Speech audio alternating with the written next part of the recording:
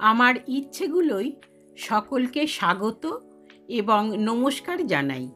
এখন আমি পাঠ করব কথাসাহিত্যিক শরৎচন্দ্র চট্টোপাধ্যায়ের লেখা উপন্যাস নিষ্কৃতির পরবর্তী অংশ। এবারে কানাই বিপুল উৎসাহে দাঁড়াইয়া উঠিয়া হাত বাড়াইয়া বিছানা দেখাইয়া বলিল, কেউ পালায়নি মা, সব ওই নেপের মধ্যে ঢুকেছে। তাহার কথা ও মুখ চোখের চেহারা দেখিয়া শৈলজা হাসিয়া উঠিল। দূর হইতে সে ইহার গলাটাই বেশি শুনিতে পাইয়াছিল। এবার বড়জাকে সম্বোধন করিয়া বলিল, দিদি, খেয়ে ফেললে যে তোমাকে। হাত তোমার না ওঠে একবার ধমকাতেও কি পারো না? ওরে, ওই সব ছেলেরা, বেরো, চল আমার সঙ্গে। সিদ্ধেশ্বরী কিছুক্ষণ চুপ করিয়াই ছিলেন।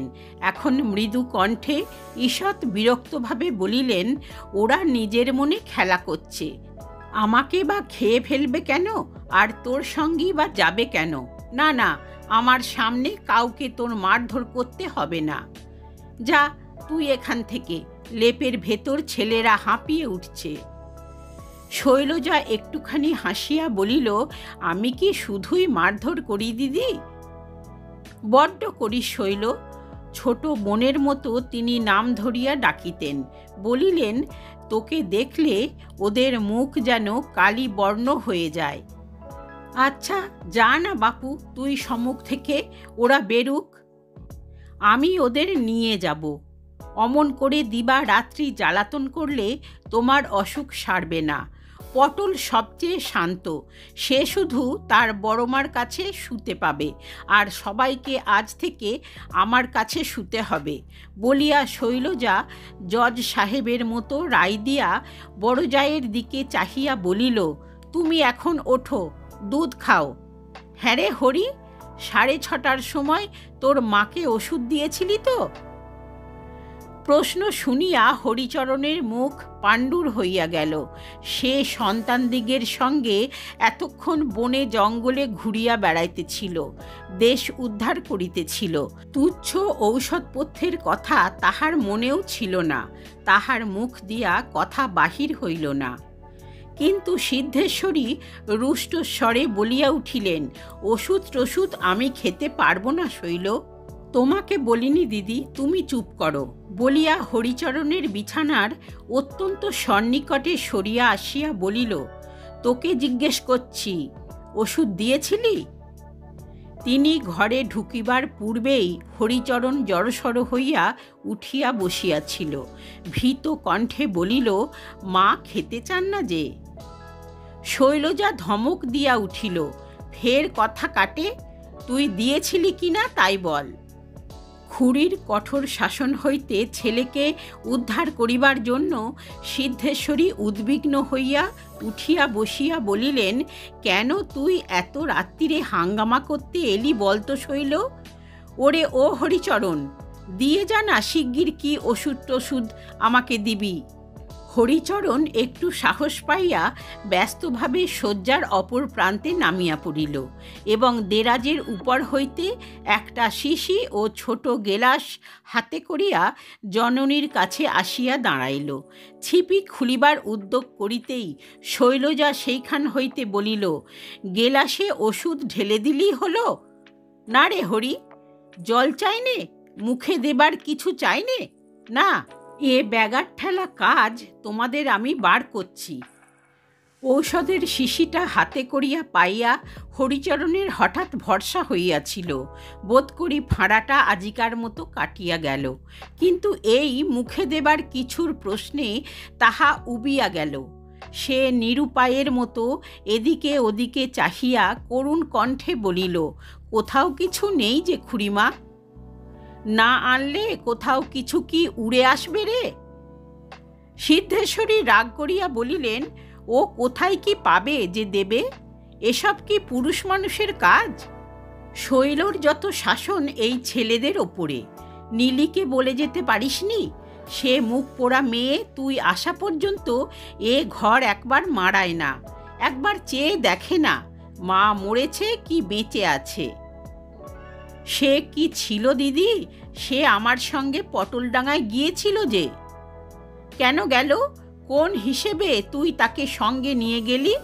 দে হরিচরণ, তুই ওষুধ ঢেলে দে, আমি অমনি খাবো বলিয়া সিদ্ধেশ্বরী অনুপস্থিত কন্যার উপর সমস্ত দোষটা চাপাইয়া দিয়া ঔষধের জন্য হাত বাড়াইলেন। একটু থাম হরি, আমি আনছি বলিয়া শৈল ঘর হইতে বাহির হইয়া গেল। হরিশের স্ত্রী নয়নতারা বিদেশে থাকিয়া বেশ একটু সাহেবিয়ানা শিখিয়াছিল। ছেলেদের সে বিলাতি পোশাক ছাড়া বাহির হইতে দিত না। আজ সকালে সিদ্ধেশ্বরী আহ্নিকে বসিয়াছিলেন, কন্যা নীলাম্বরী ঔষধের তোড়জোড় সম্মুখে লইয়া বসিয়াছিল। এমন সময় নয়নতারা ঘরে ঢুকিয়া বলিল, দিদি, দর্জি অতুলের কোট তৈরি করে এনেছে, 20টা টাকা দিতে হবে যে। সিদ্ধেশ্বরী আহ্নিক ভুলিয়া বলিয়া উঠিলেন, জামার দাম 20 টাকা? নয়নতারা একটু হাসিয়া বলিল, এ আর বেশি কি দিদি, আমার অতুলের এক একটি স্যুট তৈরি করতে 60-70 টাকা লেগে গেছে। স্যুট কথাটা সিদ্ধেশ্বরী বুঝিলেন না, চাহিয়া রহিলেন। নয়নতারা বুঝাইয়া বলিল, কোট, প্যান্ট, নেকটাই এইসব আমরা স্যুট বলি। সিদ্ধেশ্বরী ক্ষুব্ধভাবে মেয়েকে বলিলেন, নীলা, তোর খুড়িমাকে ডেকে দে, টাকা বার করে দিয়ে যাক। নয়নতারা বলিল, চাবিটা দাও না, আমি বার করে নিচ্ছি। নীলা উঠিয়া দাঁড়াইয়াছিল, সেই বলিল, মা কোথা পাবেন? লোহার সিন্দুকের চাবি বরাবর খুড়িমার কাছে থাকে বলিয়া চলিয়া গেল। কথা শুনিয়া নয়নতারার মুখ রাঙা হইয়া উঠিল। কহিল, ছোট বউ এতদিন ছিল না, তাই বুঝি দিন কতক সিন্দুকের চাবি তোমার কাছে ছিল দিদি? সিদ্ধেশ্বরী আহ্নিক করিতে শুরু করিয়াছিলেন, জবাব দিলেন না। মিনিট 10 পরে টাকা বাহির করিয়া দিতে শৈলজা যখন ঘরে আসিয়া ঢুকিল, তখন অতুলের নতুন কোট লইয়া রীতিমতো আলোচনা শুরু হইয়া গিয়াছে। অতুল কোটটা গায়ে দিয়া ইহার কাট ছাঁট প্রভৃতি বুঝাইয়া দিতেছে এবং তাহার মা ও হরিচরণ মুগ্ধ চক্ষে চাহিয়া ফ্যাশন সম্বন্ধে জ্ঞানার্জন করিতেছে। অতুল বলিল, ছোট খুড়িমা, তুমি দেখো তো কেমন তৈরি করেছে। শৈল সংক্ষেপে বেশ বলিয়া সিন্দুক খুলিয়া 20টা টাকা গনিয়া তাহার হাতে দিল।